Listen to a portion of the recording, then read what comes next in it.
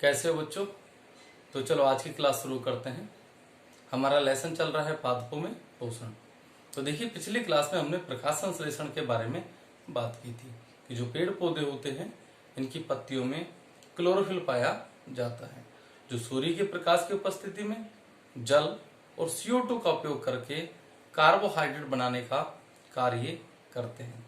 लेकिन बात यह है कि प्रकृति में कुछ ऐसे पादप भी पाए जाते हैं जिनमें क्लोरोफिल नहीं पाया जाता है। अब प्रश्न ये उठता है कि ऐसे पादप जिनमें क्लोरोफिल नहीं पाया जाता है ये अपना भोजन किस प्रकार से बनाते हैं या किस प्रकार से पोषक तत्वों की पूर्ति करते हैं। तो देखिए इसी के आधार पर पादपों को निम्न भागों में बांटा जा सकता है, जिसमें पहला आता है परजीवी पादप, दूसरा आता है कीट भक्षी पादप, तीसरा सहजीवी पादप और चौथा है मृत जीवी पादप।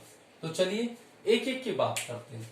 सर्वप्रथम हम बात करते हैं परजीवी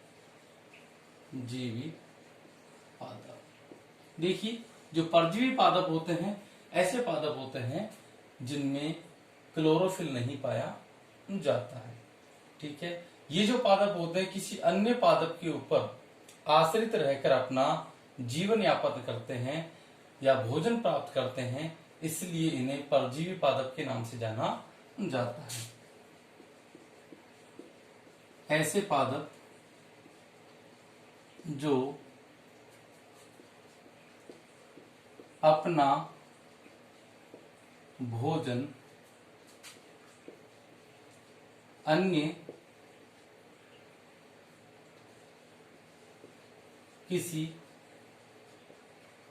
पादप से प्राप्त करते हैं परजीवी पादप कहलाते हैं। या मैं यूं कह सकता हूं कि अपने भोजन के लिए किसी अन्य पौधे पर आश्रित रहते हैं। ठीक है, तो ऐसे पादप जो किसी अन्य पादप पर आश्रित है भोजन के लिए वो तो कहलाते हैं परजीवी पादप। ठीक है, इसी से रिलेटेड एक चीज और होती है, वो है परपोषी पादप। तो देखिए परपोषी पादप किन्हें कहेंगे। परपोषी पादप ऐसे पादप होते हैं जो किसी दूसरे पौधे को भोजन प्राप्त कराते हैं। ऐसे पादपों को परपोषी पादप कहते हैं। ऐसे पादप जो किसी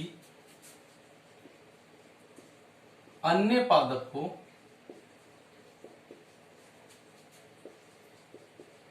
भोजन यानी कि पोषक तत्व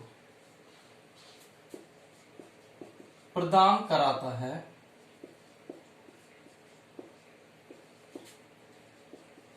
परपोषी पादप कहलाता है। ठीक है, इसके सबसे अच्छा एग्जाम्पल कौन सा है। देखिए हमने जो बड़े बहुवर्षीय पादप होते हैं उन पर देखा है कि एक पीले से रंग की एक रस्सी समान संरचना लिपटी रहती, जाल सा बना रहता है। ठीक है, उस पीली सी जो रस्सी समान संरचना होती है उसे कहा जाता है अमरबेल। ठीक है, तो परजीवी पादप का सबसे अच्छा उदाहरण कौन सा है, अमरबेल है। जो अमरबेल होता है इसमें क्लोरोफिल नहीं पाया जाता है और ये किसी अन्य पादप पर आरोहित रहकर अपना भोजन प्राप्त करता है, इसलिए इसे परजीवी के नाम से जाना जाता है, परजीवी पादप के नाम से जाना जाता है। ठीक है, ये तो हुई परजीवी पादप की बात। इसमें आपको अच्छे से समझ में आ गया होगा कि परजीवी पादप हम किन्हें कहेंगे और परपोषी पादप किन्हें कहेंगे। ठीक है, चलिए ये तो बात हुई परजीवी की। अब हम बात करते हैं कीट भक्षी पादप की।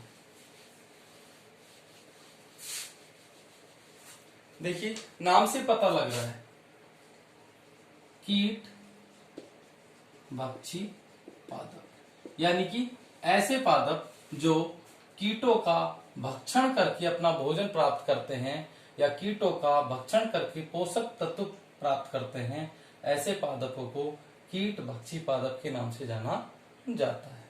मैं परिभाषा लिख देता हूं, ऐसे पादप जो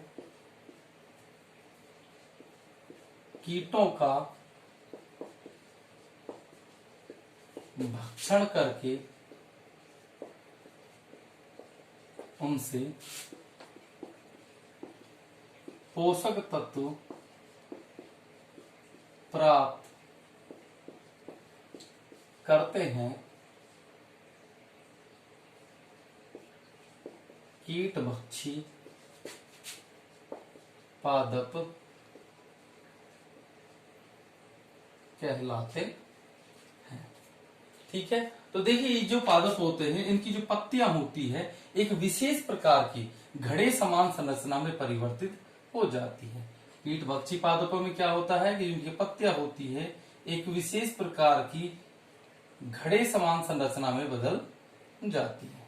ठीक है, अब इनकी जो संरचना होती है विशेष प्रकार की, इसके अंदर क्या होता है कि अंदर की ओर रोम सदृश संरचनाएं पाई जाती है इस प्रकार से। ठीक है, जब कीट आकर इन पर बैठता है तो कीट इस पत्ती में अंदर की ओर चला जाता है। ठीक है, तो यहां पर जाने के पश्चात जब कीट वापस निकलने की कोशिश करता है तो इन रोम के कारण यह कीट बाहर नहीं निकल पाता है और पत्ती द्वारा कुछ विशेष प्रकार के पाचक रस स्रावित किए जाते हैं और जो पाचक रस होते हैं ये कीट को मार देते हैं, कीट को पचा देते हैं। ठीक है, कीट को पचाने के पश्चात अपघटित होने के पश्चात कुछ विशेष प्रकार के पोषक तत्व प्राप्त होते हैं। तो यहाँ पर जो विशेष प्रकार के पोषक तत्व प्राप्त होते हैं इनको इस पत्ती द्वारा अवशोषित कर लिया जाता है और पौधे को उपलब्ध करा दिया जाता है। तो ठीक है, मैं फिर से रिपीट कर देता हूं कि ऐसे पादप जो कीटों का भक्षण करके उनसे पोषक तत्व प्राप्त करते हैं कीट भक्षी पादप कहलाते हैं। अगर इसके एग्जाम्पल की बात करते हैं तो देखिए इसके एग्जाम्पल होते हैं वीनस,